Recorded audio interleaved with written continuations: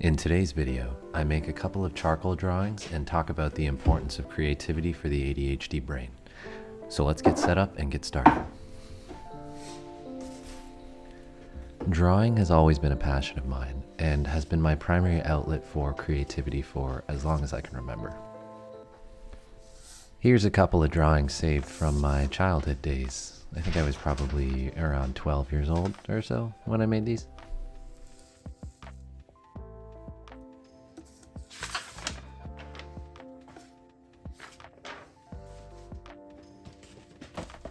Clearly, 12-year-old me was very into Nintendo characters at the time. Fast forward more than 15 years later, and I'm still drawing my hyperfixations, which now include things like statues, skulls, kind of more gothic, dark type things.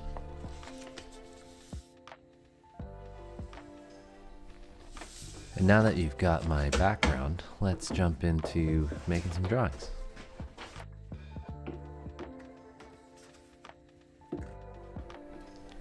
Now, like any other activity or sport, you do have to warm up and get loose with drawing, so I don't expect this first one to turn out great, but let's see how it goes.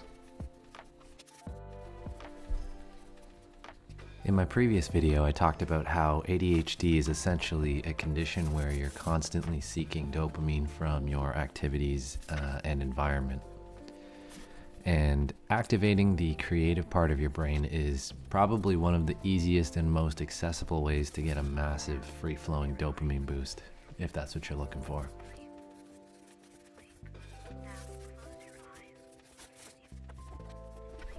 Creativity can look like a lot of different things. You know, it doesn't just have to be art or music or the typical things that people associate with creativity. I'll talk more about that later on in this video if you're worried that you don't have it in you to be creative, because I believe that you do, and I believe that everyone does.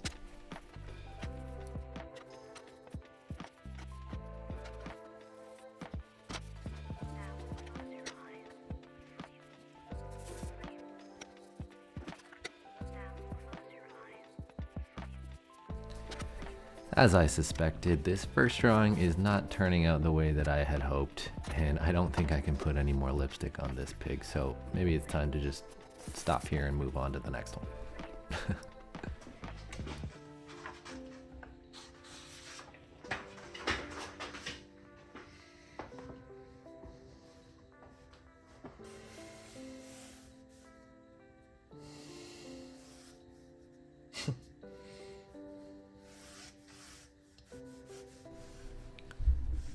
I think that my interest in drawing is really the ability to see something visually, interpret it, and recreate it by your own hand out of nothing. And there's something fascinating to me about that process that just never gets old. And so drawing becomes an activity that I just want to keep doing because it lights up my brain in precisely the right areas that it needs to keep me engaged. And since I stay so engaged for a long period of time, what eventually happens is if I just keep drawing, I'll enter into a flow state of hyperfocus where nothing else matters, the world doesn't exist, and therefore none of your problems exist for at least a short little while. And even though those problems will come back when you finish drawing, that little window of time where nothing else matters other than what I am trying to put on the piece of paper, that's one of the best forms of therapy I've discovered for myself. All right, now we're sufficiently warm. Let's get into some serious drawing.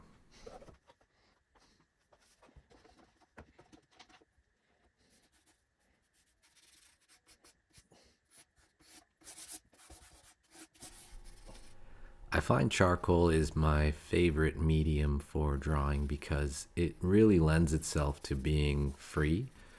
You really don't have to be precise, and in fact, you actually can't be precise because everything has to be roughed in and then blended, detailed, and highlighted as you go. And I think the other beautiful thing about charcoal is that you can basically stop at any time and it'll still look like a finished piece of art. All right, like a charcoal drawing that is 30% done can stand on its own as a piece of art, in the same way that a 95% finished drawing can or a 100% finished drawing can. Actually, there is no finish line when you're drawing with charcoal, and there are no rules, which is amazing for someone with ADHD in terms of task completion. And so I'm hoping that seeing this process makes it a little less intimidating if you think you can't draw with charcoal, because I think you can, and I think anyone can.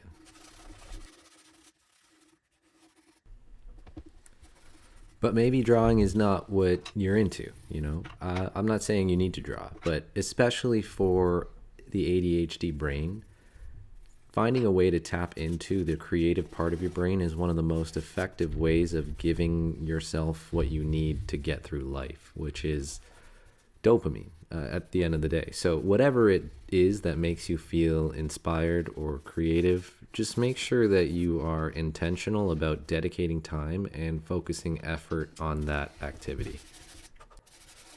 It doesn't even matter what the end product is, or even if the end product is garbage, right? If you look at the first drawing I made today, the output doesn't matter. It's the act of being creative that we care about.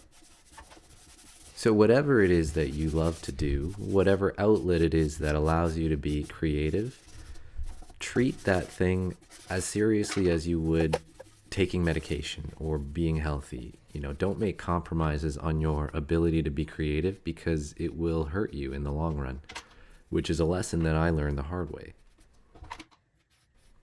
So if you're enjoying this video or what I'm saying is resonating with you, please do me a big favor and subscribe to my channel. I'm also fascinated at the different activities that people do to be creative, so let me know what gets your juices flowing in the comments. Thanks for listening, and enjoy the rest of the video.